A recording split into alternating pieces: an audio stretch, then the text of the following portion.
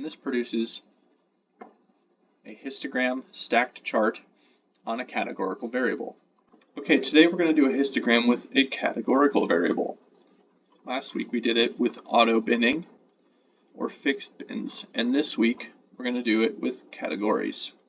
You'll need ggplot2, set the theme to classic, and we're going to use the preset data MPG. The aesthetic will be based on manufacturer. It's going to be a bar chart. Aesthetic filled by car class. The width of those bars is going to be 0.5. The theme axis is going to be angled at 65% and vertical adjustment of 0.6. And our title is going to be histogram on categorical variable, subtitle manufacturer across vehicle class.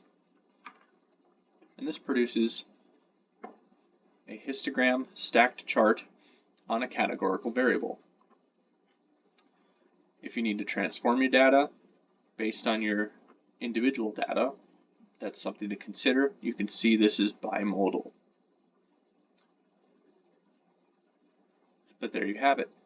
Simple chart.